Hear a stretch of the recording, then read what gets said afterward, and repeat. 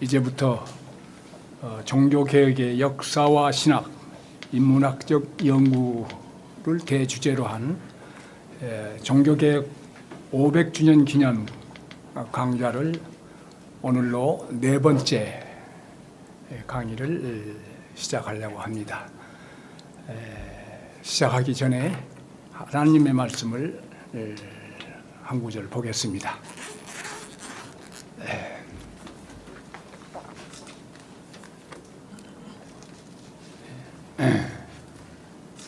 성경 말씀을 본 다음 우리 연구소의 사무 및 편집위원 되시는 정일훈 박사님, 전 총신대학교 총장님께서 기도해 주시겠습니다. 성경 말씀은 요한복음 3장 1절로부터 8절까지 제가 봉독하겠습니다.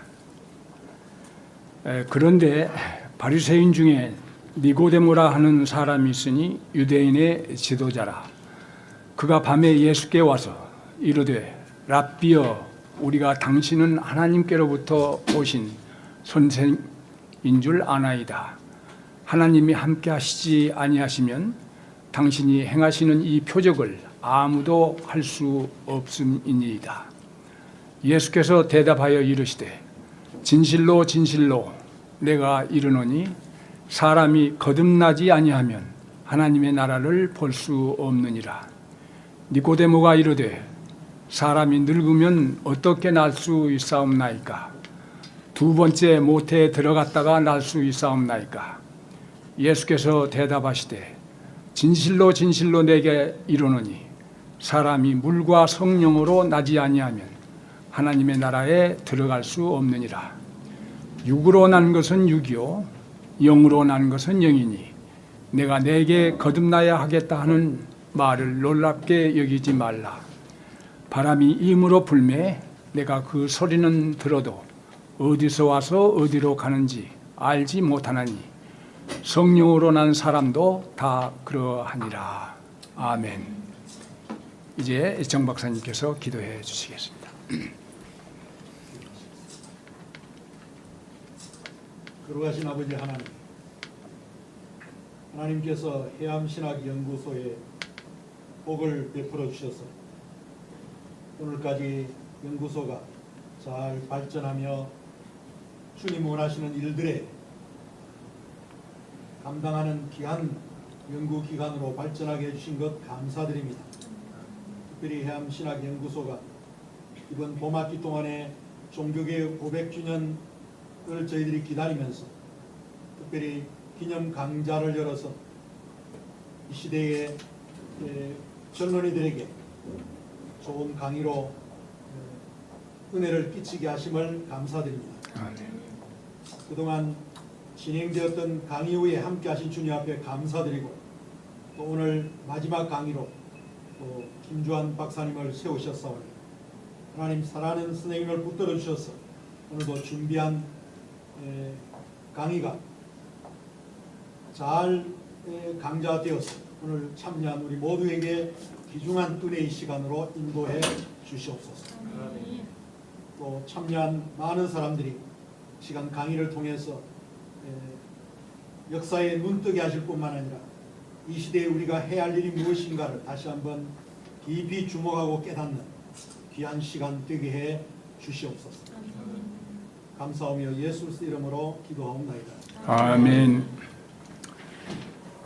지금의 기도의 말씀에도 있었습니다마는 금년 들어서 우리 해암연구소가 이렇게 종교개혁 500주년을 앞두고 이렇게 특별히 아카데미 강좌를 열어서 네 번의 강좌를 이번 학기로 갖게 되어 있는데 오늘로 마지막 강좌가 되겠습니다. 지난 세 번에 걸친 강좌에서 많은 여러분들이 참석하여 좋은 강좌를 갖게 되었음을 감사드리며 오늘도 이렇게 많이 참석해 주신 여러분께 감사의 말씀을 드립니다. 이제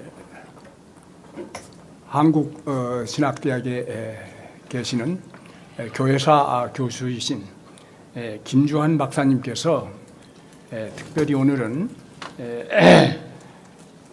아나베프티스트 제세례파와 아나베프티스트와 급진적 종교개혁 운동가들이라고 하는 그런 제목하에서 강의를 해 주시겠습니다. 바쁘신 중에도 좋은 강의를 준비하여서 오늘 저희들에게 강의해 주시는 교수님께 감사의 뜻을 표합니다. 김 박사님 부탁합니다. 박수로. 김주환입니다. 귀한 자리에 이렇게 초청해 주셔서 감사합니다. 특별히 오늘 존경하는 여러 선생님들 앞에서 제가 준비한 내용을 이렇게 발표하게 되어서 또 무척 영광으로 생각합니다. 또 뭐 이정식 교수님은 제 지도 교수였고요.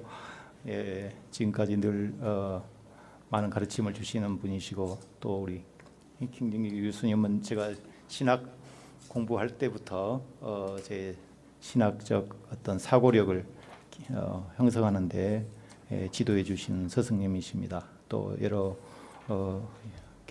여기 계신 선생님들, 평소 존경하는 훌륭한 신학자님들 앞에서 발표하게 되어서 무척 영광스럽게 생각합니다. 올해 들어서 부쩍 여기저기서 종교개혁 500주년을 앞두고 많은 기념 강좌, 행사, 또 심포지움 열리고 있습니다. 종교개혁 500주년을 이제 한 해 앞두고서 또 여러 제 교단들도 이번 교단 총회의 주제들이 그 방향에서 지금 선정되고 있는 걸로 알고 있습니다.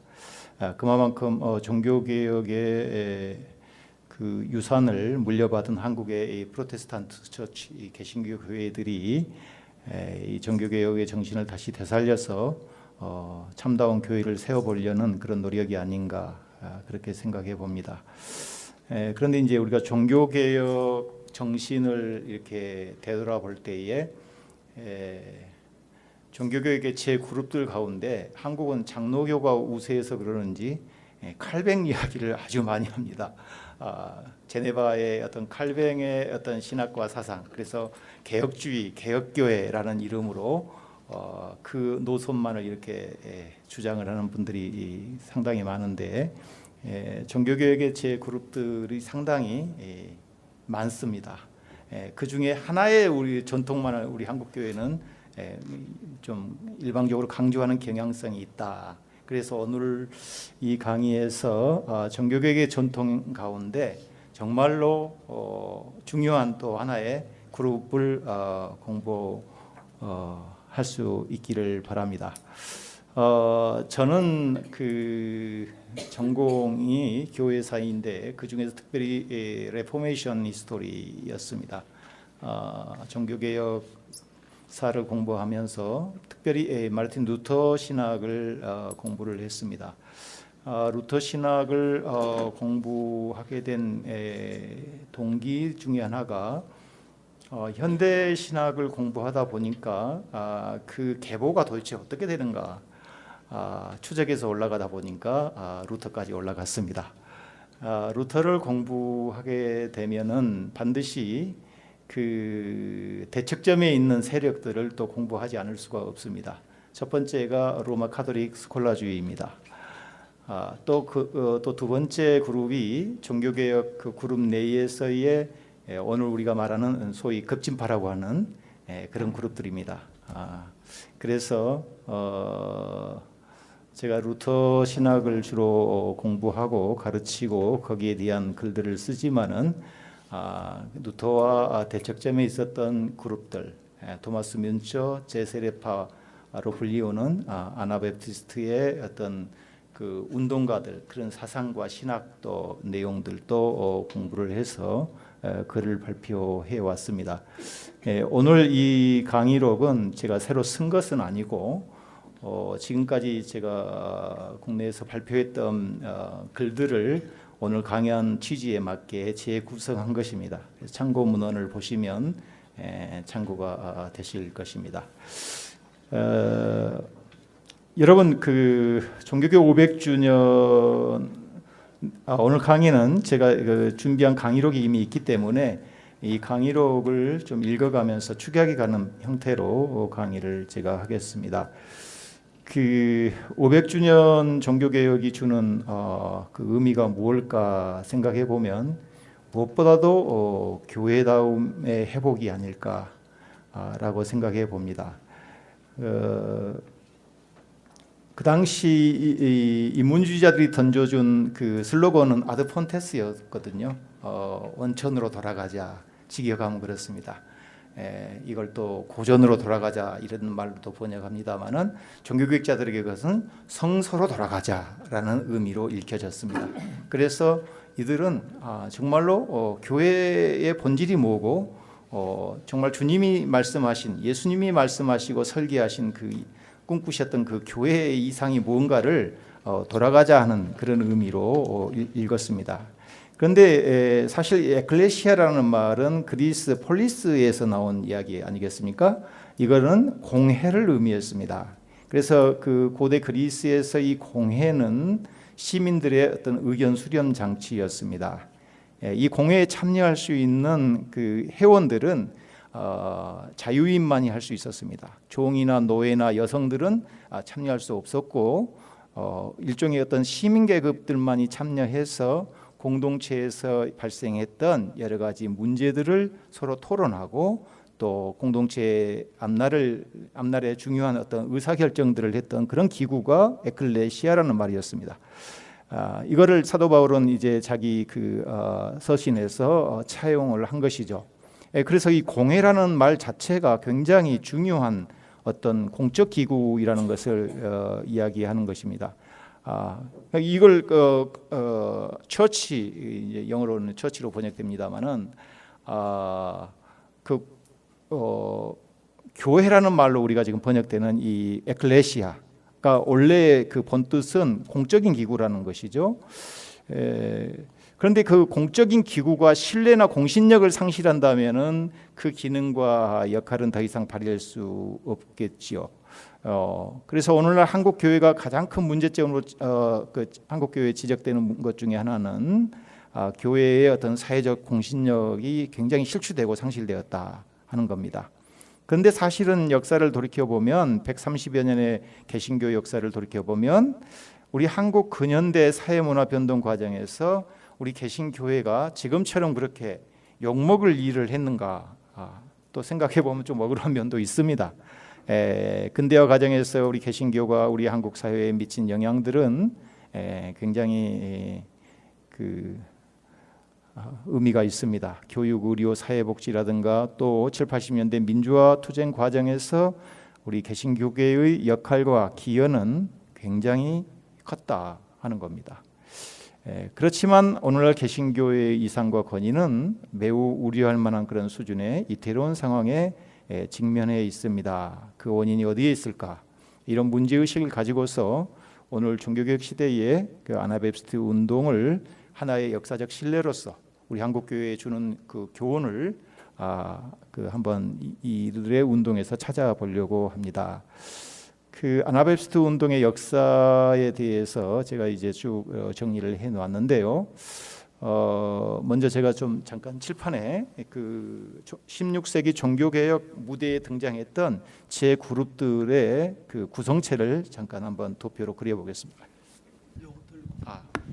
지금 제가 오늘 하려고 하는 소위 말하는 이거를 지금 제가 뭐라고 규정할까 참 지금 주저하는 이유는 학자들마다 지금 명칭이 다르기 때문에 그렇습니다. 이게 16세기에 지금 유럽의 종교개혁 무대에 등장한 제 그룹들인데 자 루터 이야기, 루터는 이 사람들을 슈베르머라고 그렇게 불렀습니다. 슈베르머. 그래서 이거를 그냥 직역해서 영어로는 enthusiastics 이렇게 부릅니다. 열광주의자들이다. enthusiastics 이렇게 불렀거든요. 루터 시대, 그런데 이제 나중에 학자들이 분류하기를 이 슈베르머 열광주의자들, 열성주의자들 이들을 또 두 그룹으로 나눈다. 하나는 그 혁명적 레볼루셔너리 혁명적 엔투시아스틱, 그 다음에 복음주의적 엔투시아스틱, 이렇게 구분을 했거든요. 복음주의적 이반젤리컬, 이거는 이볼루셔너리, 레볼루셔너리 이렇게 불렀는데, 혁명적 그 엔투시아스틱스, 여러분 잘 아는 토마스 뮌츠라든가 칼 슈타트라든가 슈펜켄베크라든가 이런 사람들이었습니다. 복음주의적 지금 그 엔투시아스틱스를 지금 오늘 우리가 공부하려는 그 소위 말하는 제세례파로 불리우는 애나베프티스트들이 이 그룹에 속합니다. 그러니까 종교개혁의 그 구성체가 굉장히 복잡합니다. 이게 뭐 간단한 것 같지만은 이 그룹들이요 굉장히 복잡한 그룹으로 나누어집니다. 그래서 우선 이런 큰 세력들을 머릿속에 그림을 그리고서 오늘 제 이야기를 들으셔야 좀 이야기가 됩니다. 그런데 그 지금 누터 당시에는 슈베르머라고 불렀지만은 하버드 대학교 그 조지 윌리엄스라는 그 교회사 학자가 이 사람들의 연구를 하면서 60년대 뭐라고 이 사람들을 불렀냐면 레디칼이라는 말을 썼습니다. 레디칼스, 급진파들이다.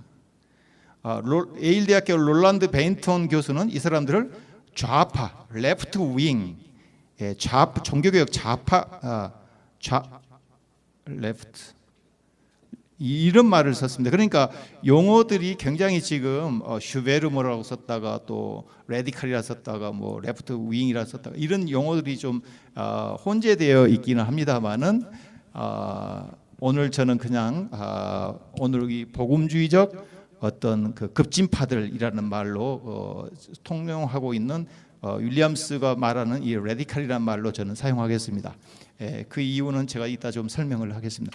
이 그림만 제가 설명하고 이제 페이퍼로 그냥 넘어가겠습니다. 16세기 이제 종교개혁 그룹들을 분류하는 방식들이 다양한데요. 여러분 주요 구분은 크게 카톨릭과 프로테스탄트 이렇게 구분되지만 또 지리적 구분으로 대륙의 종교개혁과 영국의 종교개혁, 또 주도 세력 성분에 의해서 사회 정치적인 구분은 영주나 시정부 혹은 농민 중심의 종교개혁 운동으로 분류하기도 합니다. 이외에도 신학적으로는 루터파냐 개혁교회냐 이런 구분도 있는데 방금 제가 이야기했던 그 윌리엄스 교수는 이들 좌파 그룹들을 급진파라는 명칭으로 사용했다. 근데 그 아나베프티스트란 말을 사용하지 제세례파란 말로 번역을 굳이 안 합니다. 지금 이 그룹에 속해 있는 사람들은 왜 그러냐면 제세례파란 말은 세례를 다시 준단 말 아니겠어요? 그런데 자기들의 본래 목적은 유아 세례는 세례가 아니기 때문에 거부하고 성인 세례만 인정했다고 해서 제세례파라고 붙여준 이름을 아주 싫어합니다. 그들의 본래 목적은 그것이 아니었기 때문에. 그래서 애나베프티스트라는 말 자체는 16세기에 사용될 때는 그들을 비꼬는 말이었어요. 그들을 좀 이렇게 헐뜯는 말이었거든요. 그런데 이제 당당하게 그 이야기를 지금 사용하고 있죠.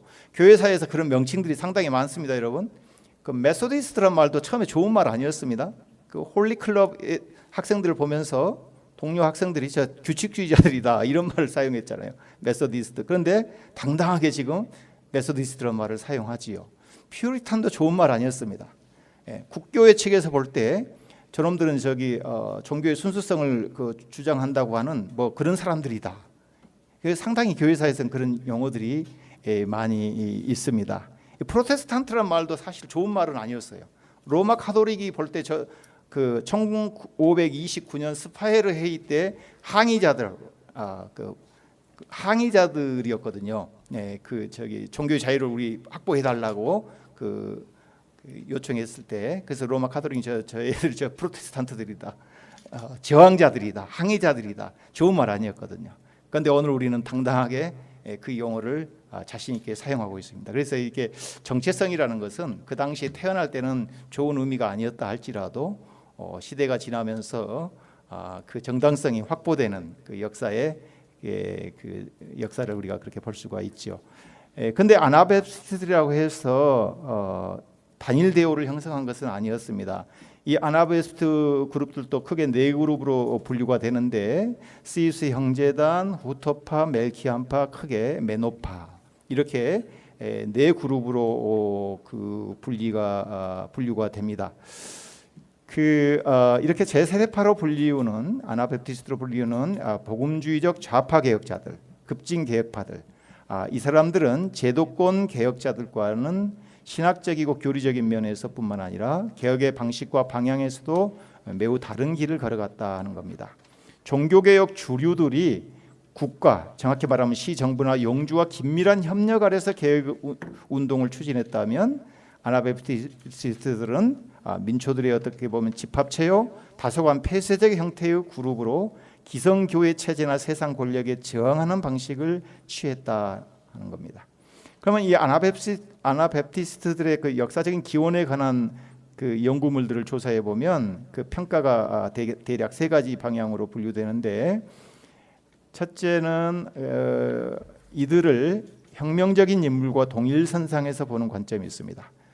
즈비카우 예언자들이나 토마스 뮌초의 노선의 연장선상에서 파악하는 견해입니다. 엥겔스라든가 막스 베버, 에른스트 트렐치 등이 이 같은 입장에 있고요.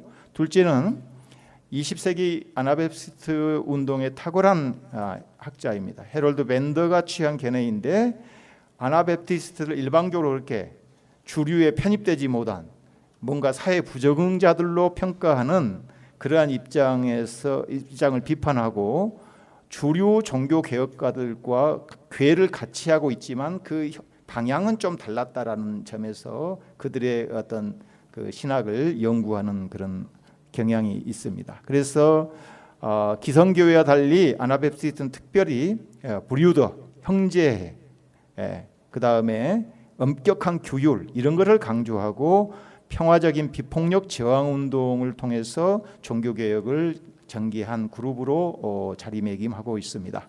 세 번째 견해는 맥닐과 또 놀란드 베인통, 조지 일리엄스 같은 사람들이 주장한 견해인데, 이 사람들에 의하면 아나베프티스트 그룹은 로마 카톨릭과 프로테스탄트 교회의 제도화된 교권과 가치들을 거부하고 원시 기독교적인 체제로 되돌아가려는 운동이다. 그래서 지상에서 아포스톨릭 처치, 신약 성서의 사도적 교회를 지상에 건설하는 것을 최고의 지상 목표로 삼았다라는 점에서 그들을 또 레디칼이라고 번역을 했습니다.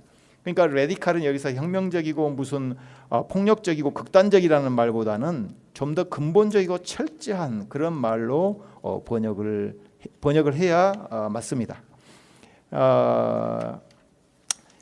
그 네 그룹으로 크게 아까 나누었는데, 이 그룹들이 언제 생겨났느냐, 그 기원에 관해서 학자들은 대체로 복수 기원설에 동의를 합니다. 그런 언급된 그런 학자들은 그 아나베프티스트들이 어느 한두 사람에 의해서 생겨난 것이 아니라 유럽의 각 지역의 지역적 전통과 기반을 가지고 시작했다. 그래서 그 세 기반은 뭐냐? 스위스의 스빙글리의 인문주의적 전통, 또 독일 남부의 신비주의적 인문주의 전통, 또 세 번째는 네덜란드와 독일 북부의 성내전적 묵시적 전통, 이러한 세 전통을 기반으로 해서 동시다발적으로 이 그룹이 형성되었다라는데 대체로 학자들이 의견을 일치를 보고 있습니다. 그래서 이 아나베프티스트 이 그룹을 이 세 그룹에 대입해 보면, 스위스 형제단은 첫째 그룹이죠.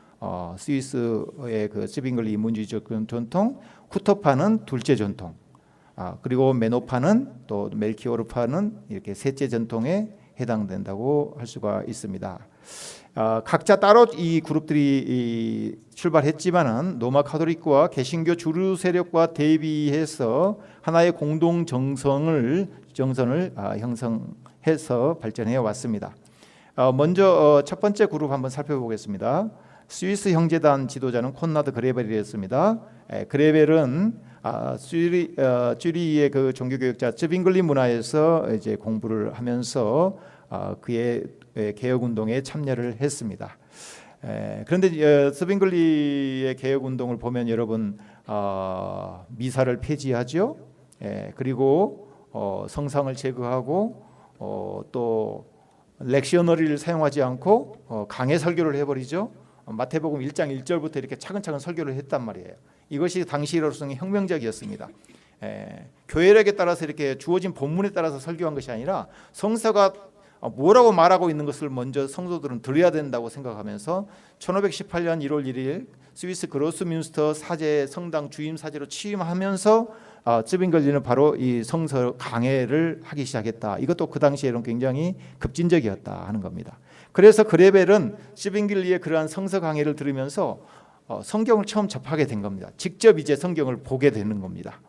그 당시 이 평신도들이 성경을 읽는다는 것은 굉장히 어려웠습니다. 왜냐하면 자국어로 성경이 번역되어 있지도 않았기 때문에 그렇기도 했지만은 성경을 구하기가 너무 힘들었어요. 너무 비쌌습니다. 당시에는. 인쇄술이 발전해서 출판되는 것은 불과 얼마 되지 않은 시대였기 때문에 좀 돈 많은 귀족이라든가 상류층들만 성경을 갖고 있었지 일반 평신도들이 성경을 이렇게 소유한다는 것은 굉장히 어려웠다. 비싸기도 했고요.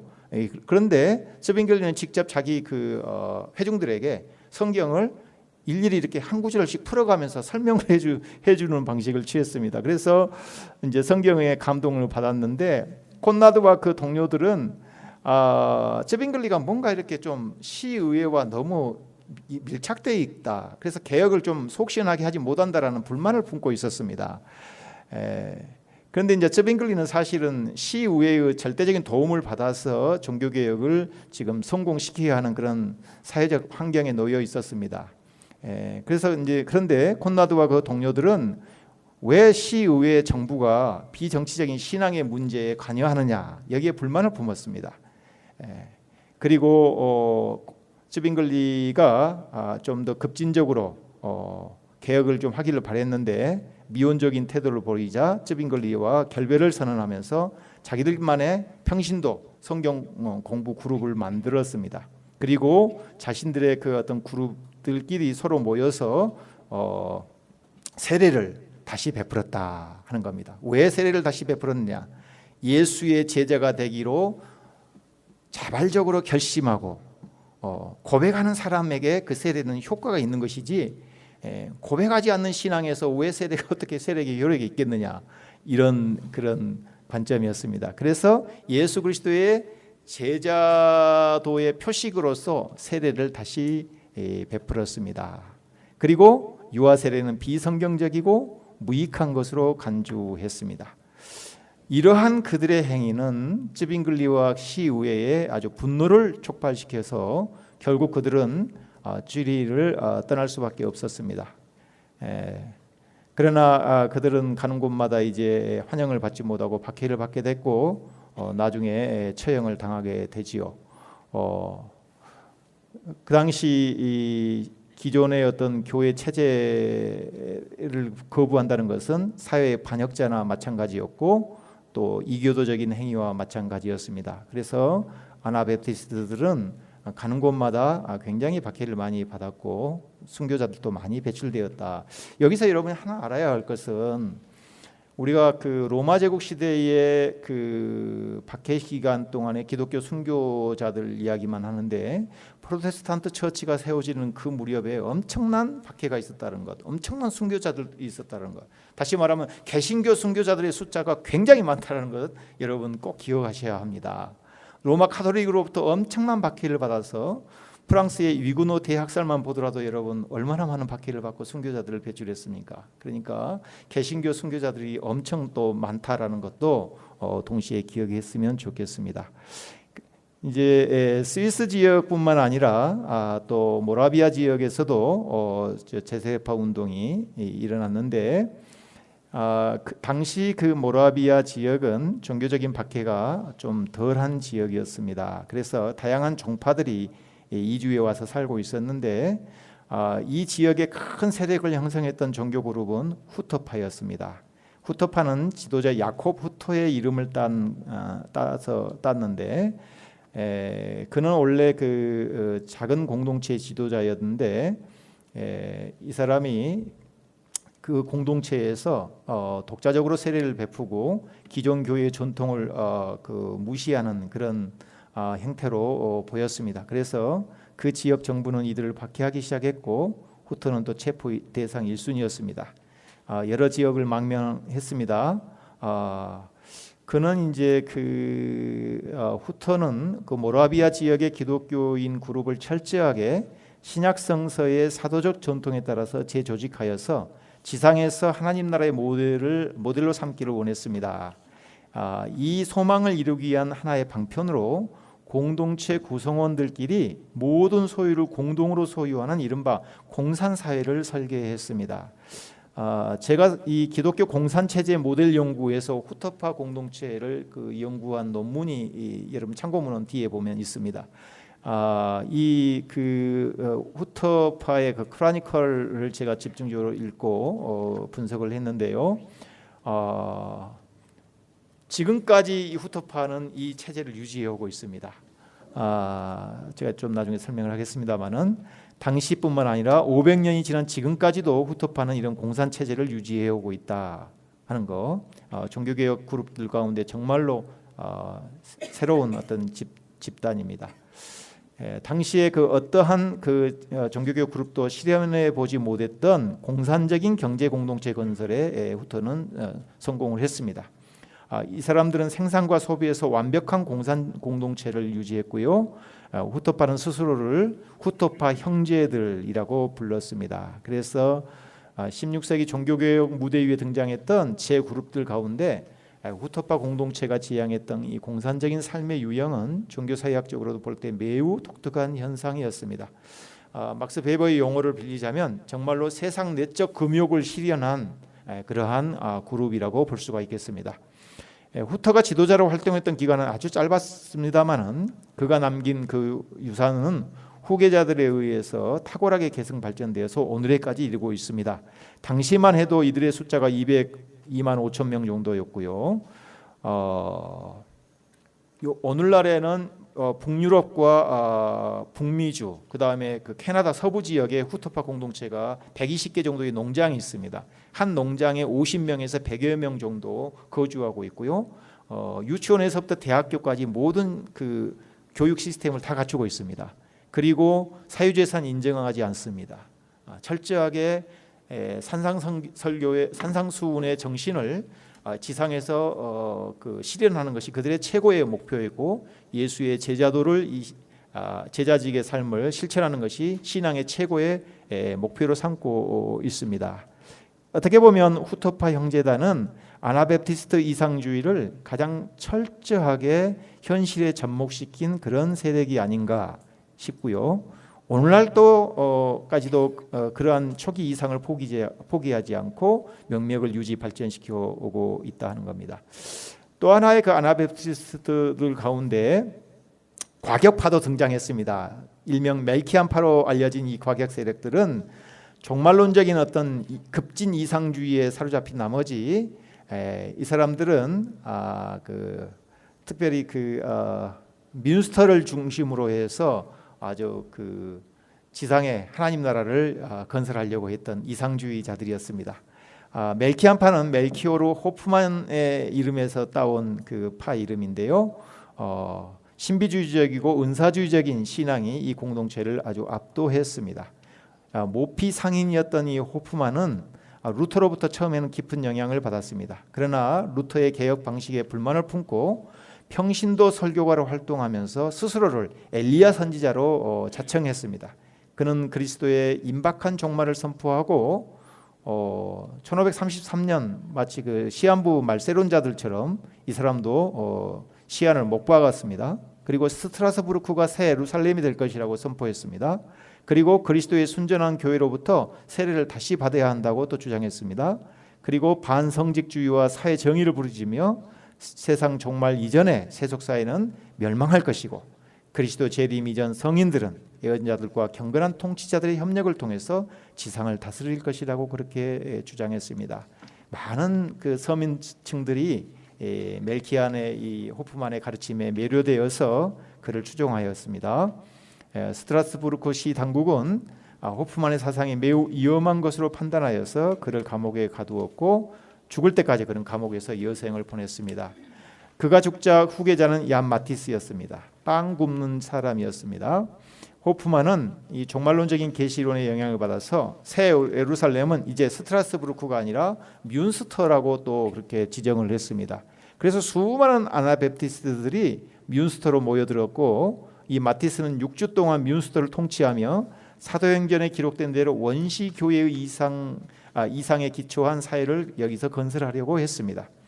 이때 이 시 당국은 즉각 이때 처음에 이제 아나베프티스트들을 뮌스터에 있는 아나베프티스트들을 진압하기 위해서 카톨릭군과 프로테스탄트가 연합 전선을 공동 전선을 폈습니다. 그래서 군대를 동원해서 뮌스터시를 포위했는데 그 과정에서 마티스는 사형을 당했고 또 그의 후계자 얀반 레이덴이 지도자로 부상했고 레이덴은 스스로를 다윗 왕의 자손으로 여기고 구약의 율법을 새로운 사회 건설의 근간으로 삼았습니다. 그래서 매우 폭력적인 방식으로 개혁을 시도했고요.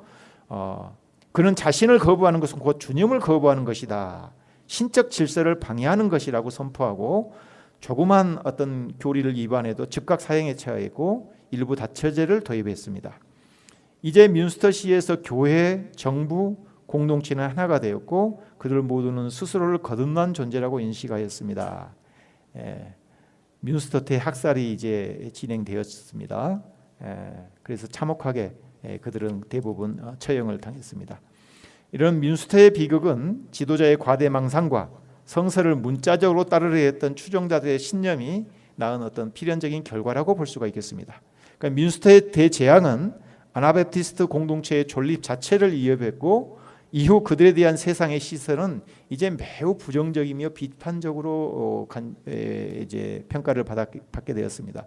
그래서 아나베프티스트 하면 굉장히 폭력적이고 폭군적이고 광신도들이 열광주의자들이다 이런 이제 평가를 받게 되었고 이 때문에 다른 순수한 또 아나베프티스트 운동 그룹들은 피해를 입게 되었습니다. 그래서 이 운동이 위축될 수밖에 없었는데요. 그러나 아나베프티스트 운동이 순수하게 다시 또 그 꽃을 피우게 되는 것은 다음에 언급할 이 사람 때문에 그렇습니다. 메노 시몬스입니다. 이 메노 그 파도 오늘날까지 계속 이어지고 있는 아나베프티스트 그룹 가운데 아주 주축 그룹 중에 하나입니다. 메노 시몬스는 네덜란드 서북부 지역의 그 농가의 아들로 태어나서 카톨릭 사제가 나중에 되었고 12년 동안 카톨릭 사제로 봉직을 했습니다. 서품 받은 후에 그가 루터의 사상에 접하게 되었는데 특별히 이 사람이 그 카톨릭 사제를 떠나게 된 동기가 있어요. 화채설 때문에 그렇습니다. 이 사람은 성례를 미사를 집전할 때마다 실제로 이 빵과 포도주가 그리스도의 몸과 피로 변환되느냐 하는데 늘 의문을 갖고 있었습니다.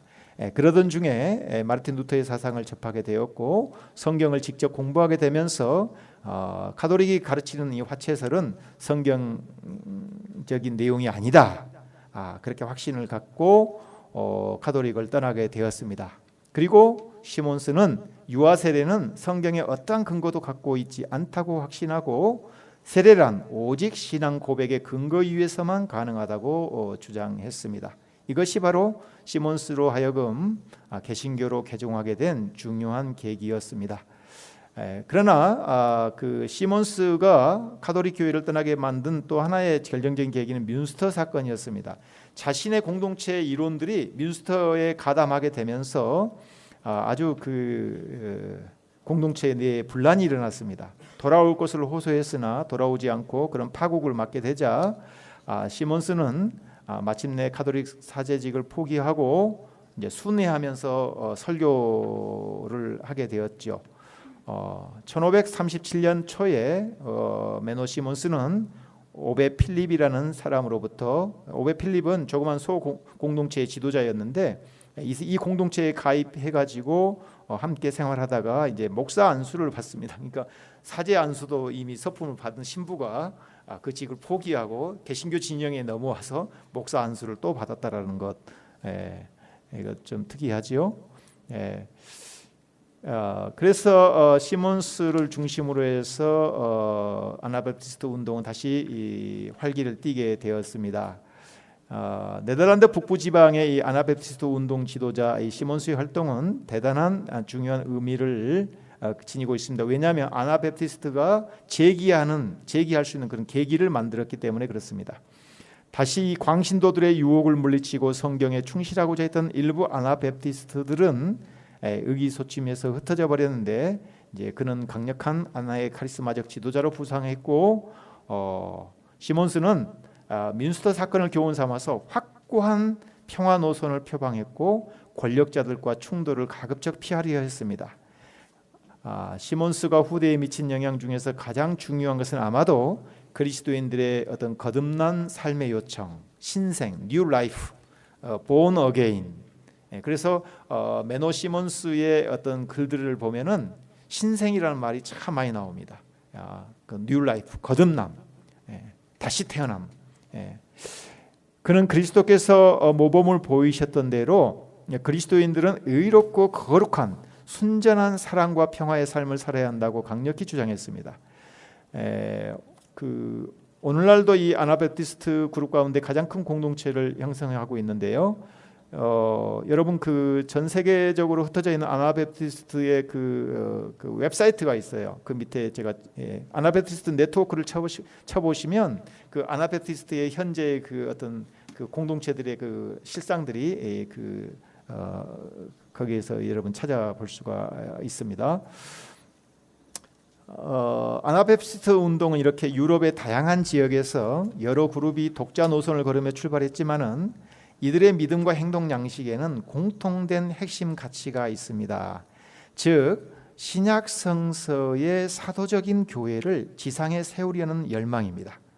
이 같은 열망은 그들을 하나의 형태로 묶어주었고 결국 특색 있는 연합된 구조로 발전하게 했습니다.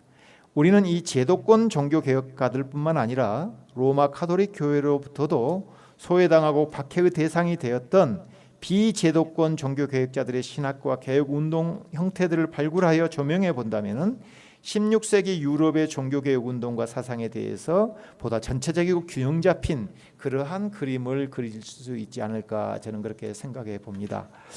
그러면 이제 아나베프티스트 운동의 주요 사상이 뭐냐? 크게 저는 두 가지로 나눠 보겠습니다. 성서관과 이제 교회론으로 이제 나눠 볼 텐데 주류 종교 개혁가들과 그러면 어떤 차이가 있느냐?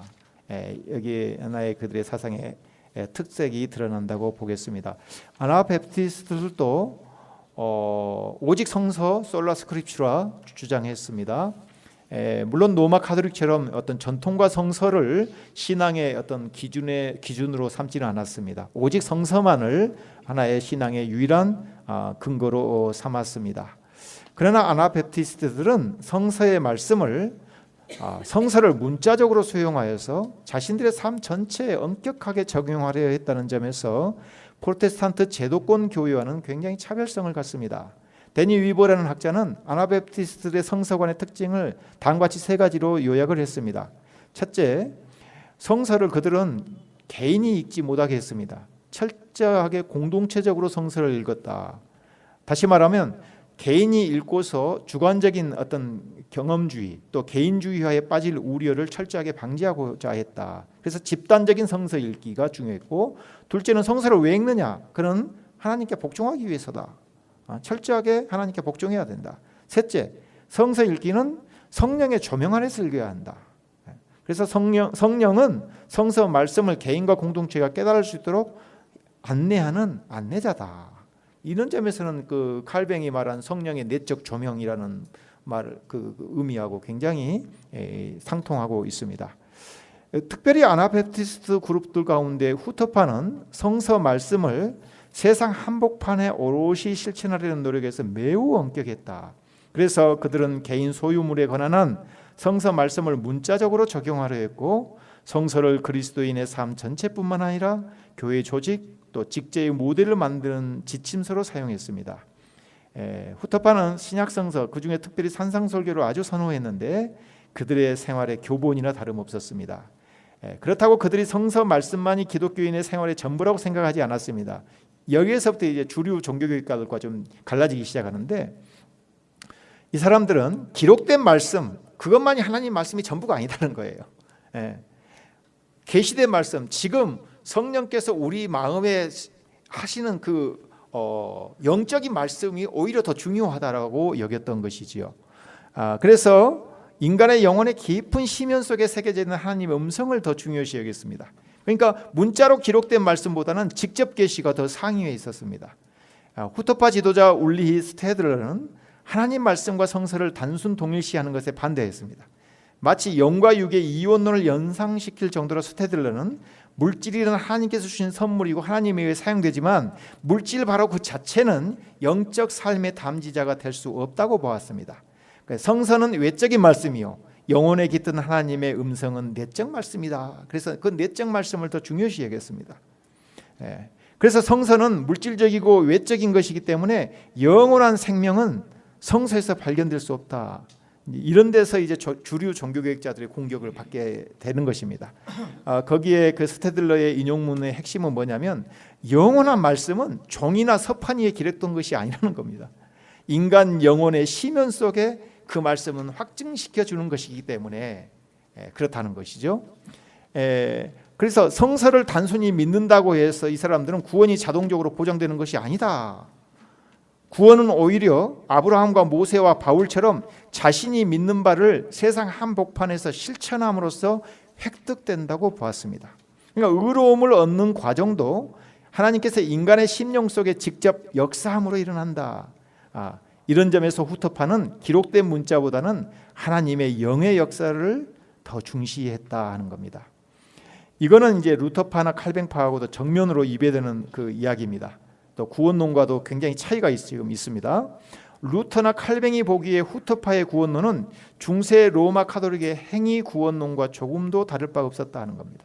분명히 후터파의 성서관이나 구원론은 종교개혁적인 은총 중심의 신학과 거리가 있었습니다. 그렇다고 후터파가 문서로 기록된 성서를 무시했다는 말은 절대 아닙니다. 그들도 분명히 외적인 말씀, 즉 성서를 중요하게 생각했고요. 그것을 구원의 필수 그러나 이제 그것만이 구원의 필수 불가결한 것으로 보지 않았다는 겁니다. 후터파 지도자들에게 큰 영향을 주었던 한스 댕크가 성서에 관하여라는 글에서 다음과 같이 인용을 했는데 한번 읽어보겠습니다. 그러므로 하나님에 의해 선택받은 사람은 설교와 성서 없이도 구원받을 수 있다. 설교와 성서 없이도 구원받을 수 있다는 겁니다. 그러나 만일 구원이 말씀 선포나 성서와 결부되어 있다면 배우지 못한 사람들은 구원을 얻을 수 없을 것이다. 왜냐하면 그들은 문자를 읽을 수 없기 때문이다. 그 결과 수많은 도시나 나라들도 구원을 받지 못할 것이다. 왜냐하면 하나님으로부터 파손된 설교자들이 없는 지역들이 여전히 많기 때문에. 그래서 성내전적 은총의 수단이나 또 어떤 그 구원의 기관으로서 교회의 멤버가 되어야만 구원을 얻을 수 있다라는 중세 로마 카톨릭 교회나 또 프로테스탄트 주류 교회들과는 다른 입장을 지금 취하고 있는 것이죠. 그래서 성서만이 유일한 권위인가에 대한 문제 제기는 충분히 논란의 여지가 있습니다. 로마 카톨릭 프로테스탄트 제도권 교회들은 아나베프티스트들의 성서 이해와 그들의 태도를 문제 삼아서 이제 박해를 시작했지요. 특별히 루터나 칼뱅과 같은 종교개혁 지도자들은 아나베프티스트들이 하나님의 직접 계시를 주장하며 주관적으로 경험된 신앙을 하나님의 기록된 계시의 말씀보다 우선시하는 태도를 매우 위험시하였습니다.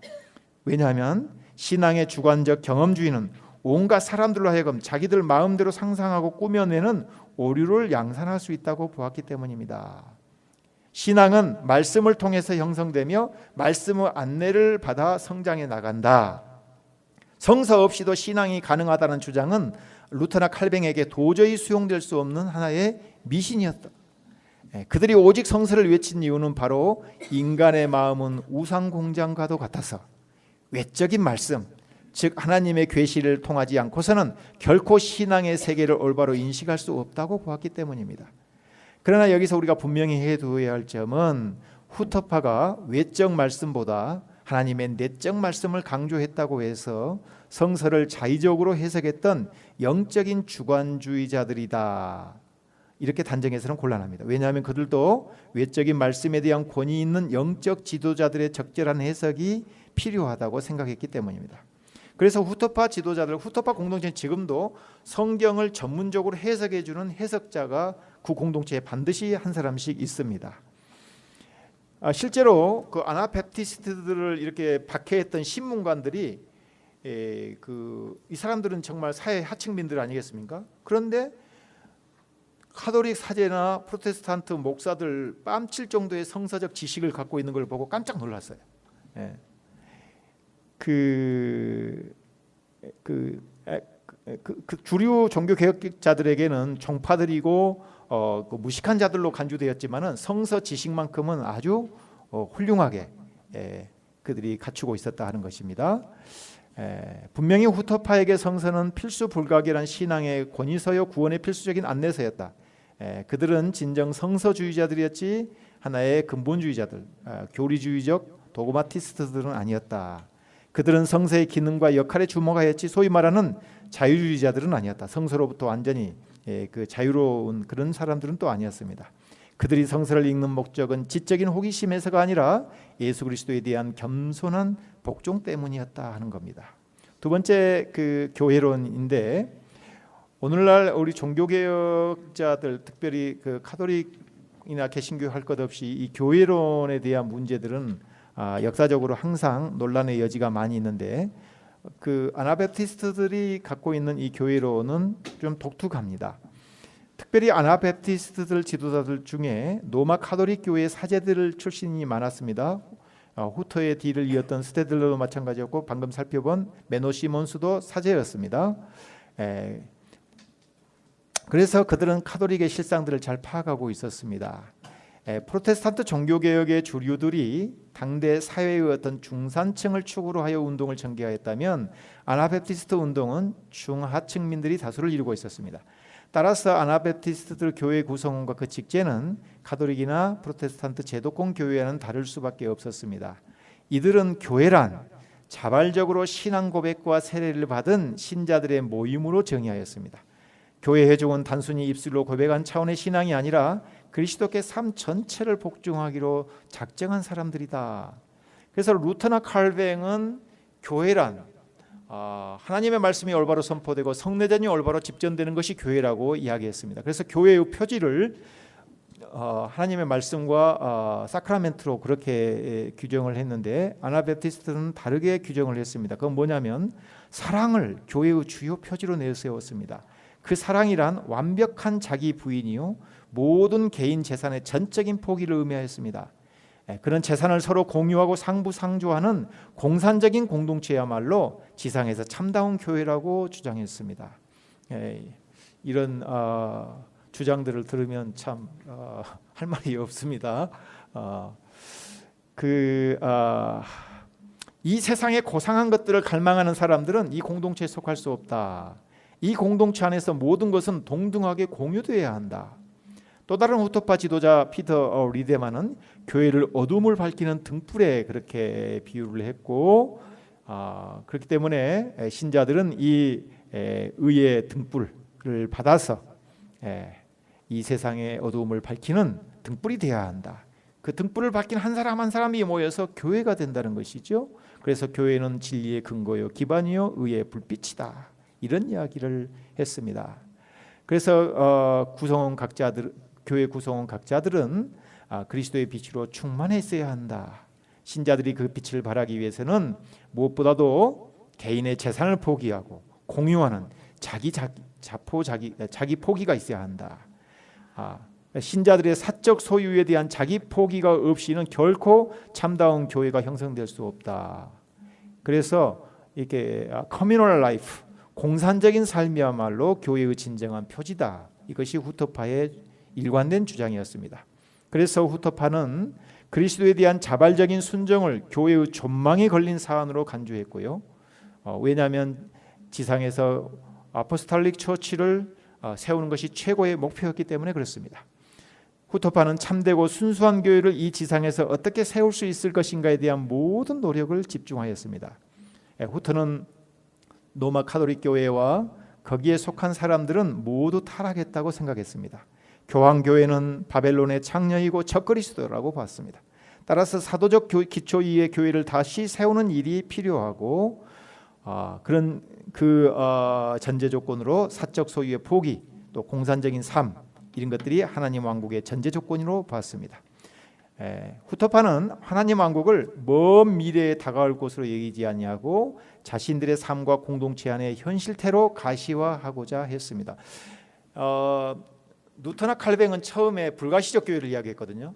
로마 가톨릭 교회를 강력하게 반대하다 보니까 가톨릭 교회는 보이는 성내전, 화려한 교회당, 교황의 직제, 하이라키 이런 것들이 보이는 가시적 교회였지 않습니까?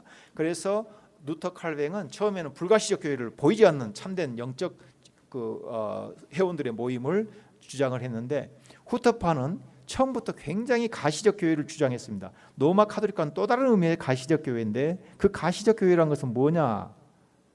그거는 나눔과 연대를 전제로 형성된 공산적인 삶이야말로 진정한 가시적 교회의 증거라고 보았습니다. 제도권 종교개혁자들, 즉 루터나 칼뱅이 개인의 구원 문제에 출발해서 자비로운 하나님의 은총을 추구하였다면, 이 후터파는 참되고 순수한 영적인 공동체, 즉 지상에서 사도적인 교회의 회복에 몰두하였다. 후터파가 보기에 로마 가톨릭 교회나 프로테스탄트 제도적 교회 모두는 성직자 중심 체제일 수밖에 없는 구조로 형성되었다고 봤습니다. 그래서 교회 직제와 관련하여서 후터파는 훈련된 성숙한 신자들에게 의사결정의 주요 권한이 부여되어야 한다고 생각했습니다. 진정한 만인 사제직의 해중주의는 어떻게 보면 누터나 칼뱅은 주장은 했지만 그들의 교회에서는 이 정도까지는 아니었거든요. 그래서 제세례파 아나베프티스트 공동체에서 진정한 만인 사제직의 전형을 우리는 볼 수 있겠다 하는 것입니다. 좀 지루하시죠? 계속 좀 설명하고 끝내는 게 낫겠습니다. 지루하시겠습니다만은 제가 써놓은 글을 좀 따라오시면 좋겠습니다. 아나베프티스트 운동의 이제 그 평가를 제가 좀 한번 소개해놨습니다. 기독교 주류의 아나베프티스트에 대한 담론은 대부분 부정적인 견해가 주를 이루었습니다. 이들은 교회사의 각주 취급을 받아왔습니다. 이 같은 분위기는 에른스트 트렐치의 그 종교 조직의 유형론 구분을 통해 고착화 되다가 20세기 들어서 이러한 시각이 이제 교정되었는데, 트렐치의 그 유명한 기독교 교회의 사회적 가르침이 있죠. 이거는 여기에서 이제 그 2000년 역사 속에서의 기독교의 어떤 그 흐름 구조들을 이제 세 가지로 구분을 했는데, 처치 타입, 교회 유형, 종파 유형, 신비주의 이렇게 유형으로 구분을 했는데, 트렐치의 분석 방법에 의하면 아나베프티스트는 섹트라 이거야. 섹타리안이라는 겁니다. 종파 유형에 속한다. 종파 행위는 교회 구성원들 간의 개인적 완성과 유대 관계를 중요시하고 세속 사회에 대해서 배타적인 태도를 지닌 그런 것으로 규정을 했습니다. 그래서 아나베프티스트 운동을 기독교 교회의 한 유형이라기보다는 기존 교회와 세속 사회의 부적응자들의 한 분파로 취급하게 되었던 그런 결과를 낳게 되었습니다. 서구 신학계의 아주 전형적인 그 입장이었습니다. 그런데 이 같은 태도는 유감스럽게도 칼뱅주의 개혁교회가 강력하게 뿌리내린 우리 한국 교계와 신학계에서도 이런 입장에서 벗어나지 못합니다. 제세례파, 아나베프티스트, 그러면 뭔가 소종파로서 주류에서 벗어난 이단화처럼 그렇게 취급되었습니다. 그 아나베프티스트 운동가 제임스 스테이어는 종파는 오늘날 자유교회란 이름으로 재제명될 수 있다고 주장했습니다. 분명히 세상 정부는 종파보다 교회를 더 선호하지만 국가로부터 자유로운 종교 재직체라는 점에서 종파보다는 어떤 프리처치라는 말이 더 적합하지 않겠냐, 그렇게 주장한 사람도 있습니다. 그런데 아나베프티스트 운동의 어떤 르네상스라고 할 수 있는 벤더 학파가 등장했습니다. 20세기 들어서 이 벤더 학파는 인디애나의 그 고센 지역에 메노나이트 그 종파 그 큰 그룹이 있거든요. 거기에 그 고센 대학이 메노나이트 대학입니다. 이 대학의 교수였는데, 헤럴드 벤더가 아나베프티스트 운동을 완전히 다시 새롭게 연구를 해서 20세기 신학계에는 큰 아주 공헌을 했던 분입니다. 지금까지 부정적 시각들이 많이 교정되었는데, 정말로 이들의 그 연구물들을 읽어보면 오늘날 세속주의화 되어버린 오늘의 교회 현실에서 아나베프티스트 운동은 정말로 하나의 신선한 대안 세력이 아니겠나 할 정도로 긍정적인 평가를 해볼 여지가 많습니다. 16세기 종교개혁 시대부터 오늘에 이르기까지 아나베프티스트 운동은 종교개혁 세력의 엄연한 하나의 축으로 역할을 해오고 있고 특별히 역사적 평화교회로 자리매김하고 있습니다. 제가 그 작년 12월에 기독교 사상에 기독교는 평화적인 종교였는가라는 뭐 그런 제목으로 글을 쓴 적이 있는데 제가 그 아나베프티스트 운동에서 특별히 중시했던 것이 이들의 그 비폭력 평화 운동이었습니다. 그래서 그 평화 담론에 대한 이야기를 제가 토론한 적이 있는데요. 아나베프티스트 운동에 대해서 신학적으로 교회적으로 오류가 있거나 좀 이단화적인 평가를 그런 받는 극단적인 하나의 평가가 있는가 하면 그 존스라는 사람이 평가해 놓은 것처럼 진리를 향한 치열한 종교적 투쟁사에서 가장 중차대하고 의미 있는 하나의 실험이요 기획 중의 하나로 평가받아야 한다라는 그런 평가까지 이르기까지 그런 긍정적인 평가도 있습니다. 자, 아나베프티스트 운동의 성격 규정에 관련해서 여러 가지 해석이 있는데 첫 번째는 아나베프티스트 운동은 중세 전통의 연장성산에 있다. 이렇게 보는 시각이 있습니다. 특별히 아나베프티스트면은 아까 이야기했던 것처럼 그 펠라기우스적인 요소가 있고 엄격한 율법주의, 완전주의 등이 결합되어 있어서 16세기 종교개혁 신학보다는 중세 가톨릭주의보다 더 친화적이 아닌가라고 주장하는 사람들도 있습니다. 윌리엄스 같은 사람은 에카르트나 타울러 이런 독일의 그 합리적 신비주의자들의 연장성산에서 또 연구를 하는 결과물도 있습니다. 그래서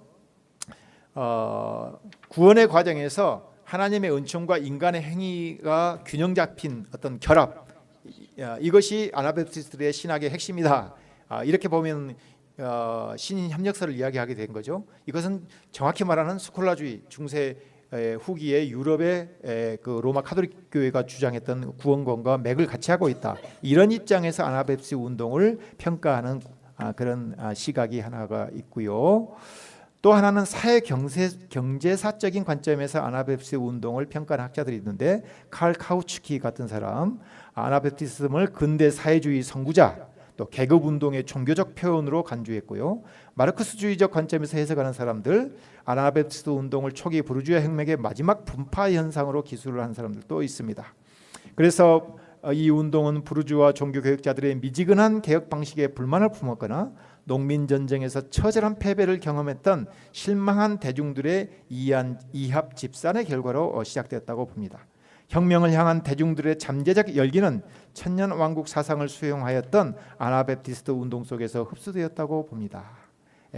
그래서 사회 경제사적인 관점에서 막스주의자들의 이런 시각은 아나베프티스트 운동을 또 이렇게 평가하면서 이들은 토마스 뮌처에게 더 많은 후한 점수를 주었습니다. 그래서 사회 성분, 신분 계층들을 분석하면서 이들을 소규모 종파 운동으로 그렇게 평가를 합니다. 한마디로 말하면 경제적으로 소외된 그 사회 계층들의 저항의 한 형태였다라고 그렇게 평가를 합니다. 에른스트 트렐치는 이러한 막스주의자들의 평가를 일축하고 종교 사회학적인 관점에서 분석합니다. 트렐치는 교회와 국가의 분리, 양심의 자유를 향한 아나베프티스트의 열정과 소신을 높이 평가했습니다. 이런 점에서 아나베프티스트의 사회 사상은 종교교육자들보다 루터 칼빈보다는 보다 더 근대적이었다고 평가했습니다. 특히 20세기 1, 2차 세계대전에서 수백만 명의 인명이 무고하게 살상당하는 현실 앞에서 아나베프티스트가 주장했던 평화주의 사상은 광기 어린 세상의 기독교적인 대안으로 집중 조명을 받았습니다. 조지 윌리엄스는 종교사회학자 막스 베버나 트렐치의 분석을 통해서 도출된 종교 유형론을 더욱 정교하게 다듬어서 아나베프티즘을 이게 중세 전통이나 종교개혁 주류와 비교하면서 분석을 했습니다. 또 하나 이제 평가는 역사적인 비평 접근 방식인데 대표자로는 스테이어라든가 클라센 같은 사람들입니다. 그냥 읽어보시면 알겠고요. 한마디로 말하면 이들의 분석은 아나베프티스트 운동이 등장하게 된 배경에 중요한 것은 어떤 사회를 개혁하거나 소외된 사람들의 저항이나 불만 방식이나 이런 것이 아니고 당시 어둡고 캄캄한 그러한 불확실한 시대 속에서 구원의 그 어떤 말하자면 구원의 문제가 자극이 되었다는 겁니다. 이 캄캄하고 어두운 세상에서 내가 어떻게 구원받을 수 있느냐, 이런 문제에 천착한 사람들의 모임이었다는 거죠. 그래서 구원에 대한 불확실성 때문에 이 운동이 시작되었고 그 운동이 발전했다라는 그런 관점에서 보는 사람들이 있고요. 방금 언급했던 제가 그 밴더 학파의 등장과 함께 20세기의 아나베프티스트 그 운동에 대한 평가는 새로운 전기를 마련했습니다. 오래됐습니다만 이 밴더 교수의 이 저 유명한 주제 강연은 오늘날까지도 많은 이 연구가들에게 인용되고 있습니다. 밴더 교수는 아나베프티스트 비전이라는 그 강연에서 아나베프티스트 운동의 성격과 실체에 대해서 새로운 그림을 보여주었습니다. 밴더는 아나베프티스트를 과격한 혁명가나 애언자들로 동일시했던 종전의 해석들을 비판하고 아나베프티스트 운동에 보다 적극적이고 긍정적인 요소들을 제시했습니다. 그는 아나베프티스트 운동을 16세기 종교개혁 운동의 논리적인 연장선상에서 이해했습니다. 또한 밴더는 양심의 자유, 교회와 국가의 분리, 종교의 자율성의 위대한 원리들은 의심의 여지 없이 현대 미국 프로테스탄트의 기초일 뿐만 아니라 민주정치의 근간이고 궁극적으로 이것들은 16세기 종교개혁 시대 아나베프티스트들로부터 기인하였다고 주장했습니다. 밴더는 종교개혁 주류 세력들이 중세의 크리스텐덤, 기독교 왕국의 질서를 당연시했던 반면 아나베프티스트들은 교회와 국가의 분리, 양심의 자유를 외치며 중세적 질서를 극복했다는 점에서 시대를 앞서는 선구자들이었다고 평가를 했습니다. 이상에서 살펴본 것처럼 16세기 아나베프티스트 운동과 관련하여 다양한 평가가 존재하고 있습니다. 중요한 것은 이들은 교회의 본질을 회복하려는 시도에서 강력한 연대성을 발휘하였다는 점입니다. 코넬리우스 딕이라는 그 아나베프티스트 학자는 성인 세대 그 자체가 분리주의자들의 상징이 될 필요가 없었다고 말하면서 초기 아나베프티스트들, 특별히 콘라드 그레베를 중심으로 한 스위스 형제단은 쯔빙글리와 분리된 또 하나의 교회를 설립하려는 의도는 없었고 다만 쯔빙글리의 영향력을 벗어난 지역에서 신약 성서의 질서에 근거한 비분리적 지역교회를 설립하려고 했다라고 주장했습니다. 그들은 1500년 교회의 역사와 단절할지언정 신약 성서와 단절을 원치 않았습니다. 그만큼 아나베프티스트 운동은 신약 성서의 사도적 교회로의 복귀를 강력하게 열망했다는 겁니다. 그것을 또 이상으로 삼지 않고 자신들의 그런 열망을 현실 세계에서 구현하려고 했다는 겁니다. 아나베프티스트 운동에서 제가 세 번째 다루는 그 담론은 특별히 그 평화 담론을 다루었습니다.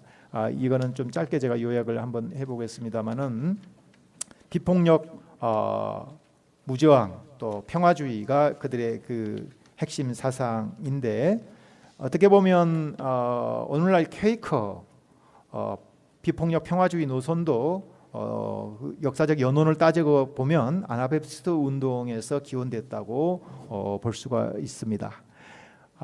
물론 아까 그 멜키안파 뮌스터의 대박해에서 볼 수 있는 것처럼 아나베프티스트 운동들이 모두가 다 평화주의 노선을 견지한 것은 아니었습니다.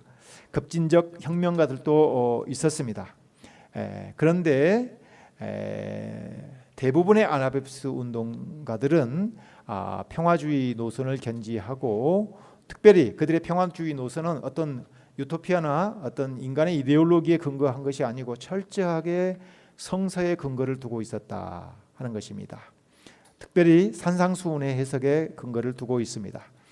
메노 시몬스 같은 사람은 예수의 원수를 사랑하라는 말씀은 일체의 폭력을 반대해야 함을 역설한 것으로 해석했고요.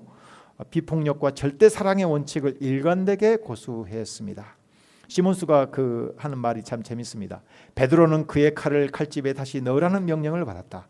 모든 기독교인들은 그들의 원수를 사랑하라고 명령받는다. 어떻게 기독교인이 보복이나 복수, 가혹행위, 강도행위 등을 성서적으로 변호할 수 있는지를 나에게 말해보시오.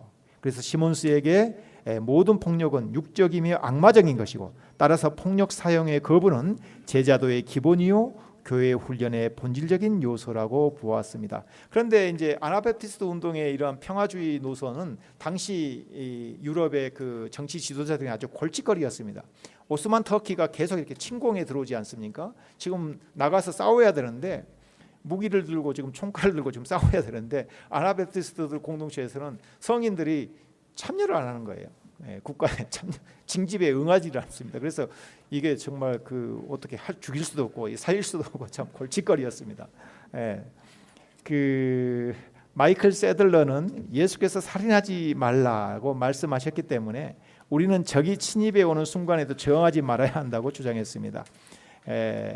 터키족이 침입해 온다 할지라도 저항하지 말아야 한다. 오히려 그들을 격퇴시켜 달라고 진지한 마음으로 하나님께 기도해야 한다고 호소했습니다. 세들러는 뭐라고 이야기했냐면 터키족을 향한 전쟁에 가담하니 차라리 박해와 순교를 택하겠다고 말할 정도로 일관되게 평화주의 원칙을 고수했습니다. 그렇기 때문에 이들의 폭력 사용 거부는 교회와 세상의 자연적인 분리를 초래했습니다. 따라서 자연히 세상의 각종 공직에 나가는 것도 다 참여도 거부했습니다. 검을 사용하지 않았기 때문에요. 그래서 이러한 그 비폭력 평화주의 노선을 견지함으로써 그들은 원시적 사도교회, 평화적인 신약 성서 교회로 돌아갈 수 있다라고 생각을 했습니다. 아나베프스 운동가들, 아나베프스 역사에서 아주 그 전형적인 신앙 고백은 슐라이트하임 신앙 고백문입니다. 루터파에게 아우구스부르크 신앙 고백서, 우리 뭐 장로교에게는 웨스트민스터 신앙 고백서가 하나의 신앙 고백의 원형인 것처럼 아나베프티스트에게는 이 슐라이트하임 신앙 고백문은 그 L자가 하나 빠졌습니다. 슐라이트하임 신앙 고백서가 아주 전형적인데 여기에 이게 고백문에 아주 명시되어 있습니다. 한마디로 말하면 평화에 대한 헌신은 신앙 고백의 차원으로까지 이렇게 규범으로 법조문화해 놨다, 이제 이런 이야기입니다. 이런 것들이 프로테스탄트 개혁 그룹과 굉장히 이제 차별성을 보여줍니다. 왜냐하면 여러분도 아시다시피 종교개혁 이후에 프로테스탄트 교회가 전쟁 승리를 위해서 막 기도해 주잖아요. 예배 의식에 가서 선교사들이 그 전쟁에 출전하는 사람들에게 승리하고 돌아오라고 기도도 해주고 예배 의식을 그렇게 드리고 하지요. 뭐 있을 수 없는 일입니다. 아나베프티스트가들에게는. 그래서 이들의 평화주의 노선은 세상 권력과 충돌을 많이 빚었고요. 영적인 문제에, 신앙의 문제에, 인간의 양심의 문제에 세상 권력이 관여하는 것을 이제 반대를 했습니다. 왜냐하면 교회와 국가의 목적은 각각 다르기 때문에 분리되어야 한다고 보았습니다. 그렇다고 해서 이 아나베프티스트들이 국가의 존재를 부정한 것은 아니었어요. 루터와 마찬가지로 그들도 국가란 시민들의 어떤 외적인 질서, 시민들의 어떤 생명과 재산을 보호하고 세상의 평화 질서를 유지하기 위해서 국가의 존재는 필요하다고 보았습니다. 그러나 이제 그 국가라는 것은 속성상 폭력을 사용할 수밖에 없는 그런 구조를 갖고 있기 때문에 이들은 국가의 어떤 관리에, 정부 관리에 참여하는 것은 반대를 했다 하는 것입니다. 또 하나 제가 다룬 그 주제 중에 하나가 에큐메니칼적인 요소입니다.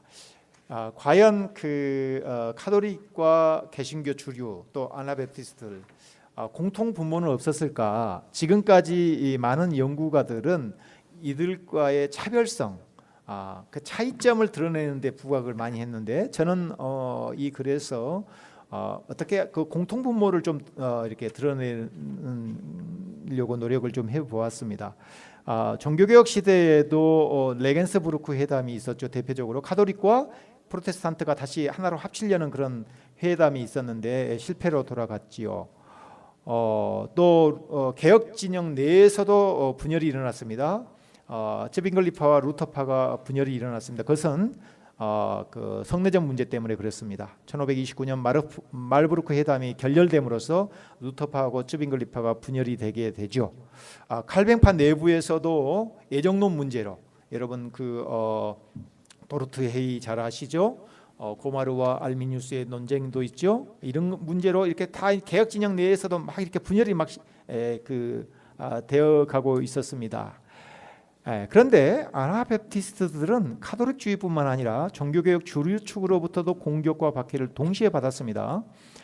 프로테스탄트 주류는 아나바프티스트들을 동료 개혁 세력으로 대우하지 않았습니다.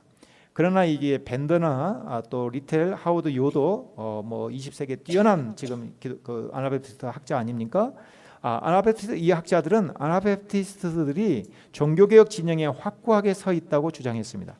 지금까지 대다수 학자들은 종교개혁 주류와 아나바프티스트 사이의 공통점보다는 신학적인 차이를 강조했는데 에큐메니칼적인 관점에서 볼 수가 없느냐 하는 것을 제가 나머지 글에서 이렇게 다루었는데요. 그 중에 하나가 이제 걸림돌이 뭐냐면 유아 세대 거부입니다. 그런데 제가 아까 이야기했던 것처럼 성인 세대, 유아 세대는 세대가 아니기 때문에 거부한 것이 아니라 신앙의 결단이 중요하다는 것, 그거를 강조하다 보니까 이제 그 성인 세대를 강조할 수밖에 없었다 하는 것이고, 또 국가의 간섭을 배제하는 것은 신앙의 문제는 칼이나 권력으로서 강제할 것이 아니다라는 입장에 서 있기 때문에 그렇습니다. 스위스 형제단은 그래서 이 사람들은요, 특별히 성직자 중심의 어떤 그러한 하이라키를 중시한 것이 아니고 모든 평신도들이 자유로운 어떤 의사 결정을 할 수 있는 그런 민주적 평화주의 공동체, 그러한 교회 이상을 바랐다. 그래서 이들의 교회를 어떻게 보면 폴크스 키르케, 신도 교회. 김영환 교수님 뭐라고 번역하면 좋겠습니까? 폴크스 키르케. 저는 독일의 폴크스 하면 백성, 저는 그냥 신도 교회라고 번역을 했습니다만은 폴크스, 독일어 폴크스 민중교회라고 하면 조금 국민교회예요? 국민교회. 예, 저는 그냥 신도라고 했습니다. 국민이라는 말은 뭔가 이 국가에 또 하나의 세금을 내는 그런 어쨌든 그 폴크스키르케를 원했다는 겁니다. 이것은 쯔빙글리도 수용했던 바고요. 그래서 어쨌든 루터, 칼뱅, 스빙글리 모두 그 시 정부의 협력 속에서 종교 개혁을 진행한 것을 했는데, 이제 이러한 그 종교 개혁 방식에 불만을 이제 품었던 것이죠. 아나바프티스트 운동들은. 그리고 루터나 칼뱅이 보기에 아나바프티스트들이 너무 성서를 율법적으로 해석하고 문자적으로 해석했다. 그래서 또 특별히 산상수훈을 공동체 윤리를 위한 규범으로 삼은 것은 성서를 잘못 이해했다, 이렇게 이제 비판을 했습니다. 그리고 또 세상을 거부해야 할 만한 아무런 이유가 없다고 이렇게 루터나 칼뱅은 또 이렇게 보았죠. 그래서 세속적인 일들을 배제시키는 것은 성서의 가르침에도 어긋난다, 이렇게 또 이들은 보았던 것입니다. 그래서 아나바프티스트 운동들을 주류 종교개혁자들은 이렇게 이제 비판을 했는데, 한마디로 말하면 유아 세대와 성인 세대에 대한 이해, 교회와 국가의 관계에 대한 이해, 이런 데서 이제 주류 종교개혁자들과 입장 차이가 컸습니다. 그래서 이제 루터나 칼뱅은 이들을 비판하면서 이랬습니다. 성례의 효력이 어디에서 오느냐? 과연 인간의 고백에서 온다면 그것은 인간에게서 온 것이 아니냐? 성례의 효력은 하나님에게서 온 것이다. 그렇기 때문에 유아들이 하나님의 그 선물로부터 배제되어야 할 아무런 이유가 없다. 그래서 세례라는 것은 하나님의 은총이요 선물로 보았기 때문에 유아들을 거기서 배제시켜야 할 아무런 이유가 없다고 봤기 때문에 유아들에게 세례를 주지 않는 아나바프티스트 이런 입장을 수용할 수가 없었다 하는 겁니다. 그런데 아나바프티스트들이 보기에는 은총 중심의 신학은, 또 이러한 신앙은 도덕적 해이를 불러일으킬 수 있다는 것입니다. 근데 루터가 보기에 아나바프티스트들은 너희들은 반펠라기 수제가 아니냐, 로마 카톨릭 입장에 가까운 거 아니냐, 이렇게 또 보았던 것이죠. 그래서 신앙의 어떤 실천, 윤리적 생활 사이에 루터파나 칼뱅파, 프로테스탄트 주류파와 아나바프티스트파의 이런 차이가 있다는 것은 부인하기 어렵습니다. 그런데 아나바프티스트들이 추구했던 이상들이 로마 카톨릭 교회나 프로테스탄트 주류 교회에서 없었던 것은 아닙니다. 수도원 운동이라든가 자선단체, 또 이런 것들을 통해서도 로마 카톨릭에서도 그런 소종파 그룹들이 이어져 왔고요. 또 프로테스탄트의 경우 성격상 분파 행위를 강제할 체제를 갖추고 있지 못해서 다양한 이제 분파들이 일어나게 되는 것이죠.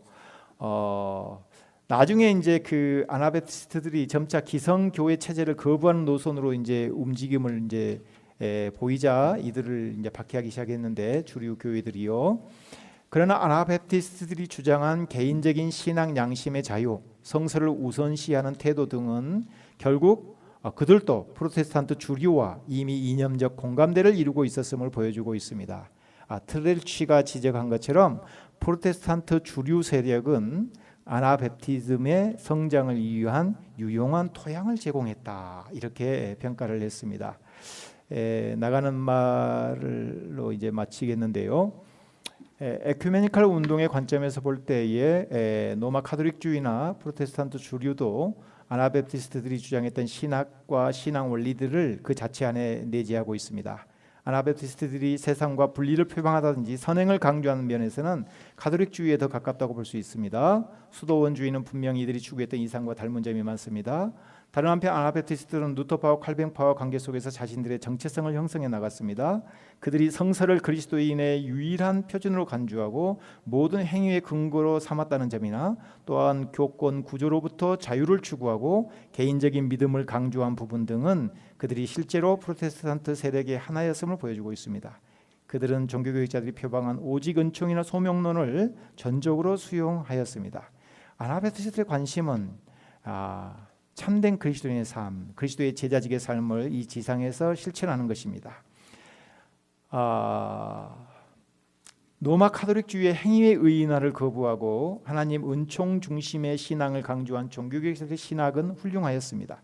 그들 역시 삶의 거듭남 없이는 신앙은 위선적이 되기 십상이라는 점을 늘 경계하였습니다. 따라서 오직 신앙만을 강조하는 신앙만으로는 불충분합니다. 이런 점에서 아나베티스트들의 신앙의 실천 강조는 종교개혁자들의 일방적인 은총 중심 신학이 갖는 폐해를 극복해 준다고 저는 봅니다. 결국 아나베티스트 비전은 엔타이 종교개혁적이 아니라 오히려 종교개혁 신학의 약점을 보완해 주는 보완제로서 역사적 의미를 갖고 있습니다.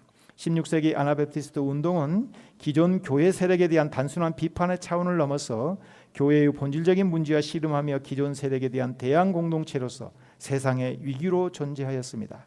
신앙의 실천력에서 아나베티스트들은 종교개혁 주류 집단보다 급진적이고 철저하였습니다. 무엇보다도 비폭력 무저항 정신은 아나베티스트 운동의 초기부터 핵심 신념이었고 수세기를 거쳐 오늘에 이르기까지 이 가치는 변함없이 계승되어 오고 있습니다. 그야말로 아나베티스트들은 평화를 추구하는 교회의 전형으로서 역사적 평화교회 전통의 근간으로 자리를 잡고 있습니다.